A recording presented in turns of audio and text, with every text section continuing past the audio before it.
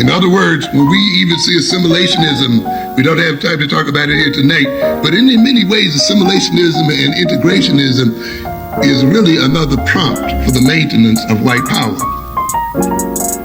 And while we thought that we bought it in to a great extent, I would argue that to a good extent, the white ruling class helped to push it as well, because it also helps to maintain the white ruling class in power. When you have a minority of people, such as the European, often in order to stay in power, they must recruit from the very people they oppress. And therefore, they will call up from those people certain talented people or other types who then will identify with their masters and help them to maintain the control over the masses. This often will be called integration and will often be called desegregation. But ultimately, if you look very closely, you'll notice one thing, that the real power relationship between those two groups has not changed.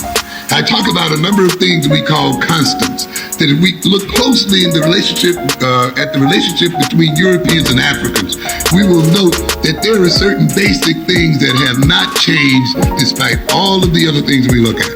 Despite integrationism, despite political and social change, there are things that are still basically the same and have been the same for the last 400 years. The real power of black people, particularly if we talk about military power, has not changed fundamentally since the very time we met the European.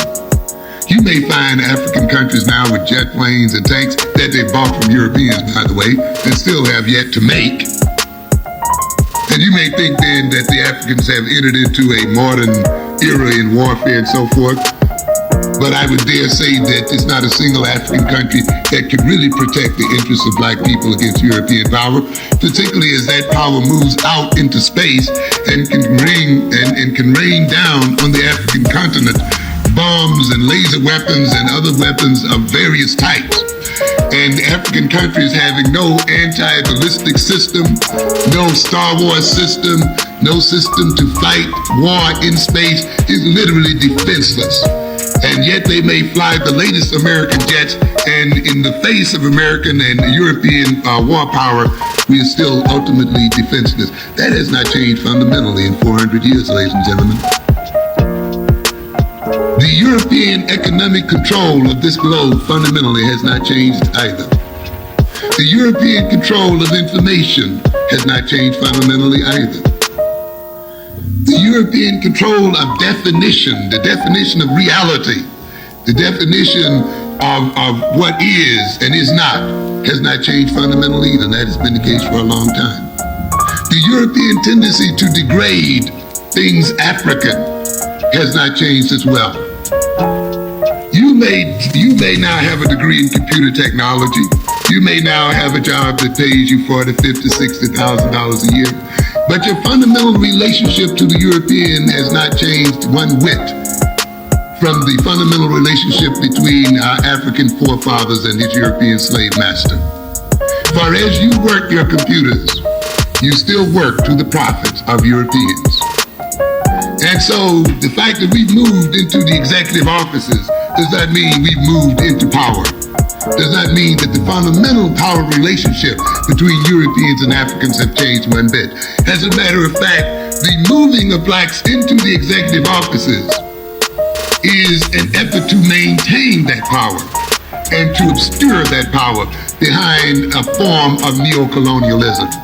I don't think it is an accident that the desegregation movement and the assimilationist movement in America parallel the neocolonial movement in Africa. As I often tell my classes, you as black students are now being educated to put a black face on white power and to help deceive your people into thinking because you got a job, we have moved forward as a people. We don't argue over here. We build with heart, with clarity, and with commitment to our people. If you'd rather entertain ignorance and division, that's your choice. But if you're ready to move forward with solutions, with unity, with purpose, we are the Heru Core, and we're already moving. We're not looking for followers. We're building a network of revolutionary thinkers, warriors, and winners. Join the movement at herucore.com. Link with us across all platforms.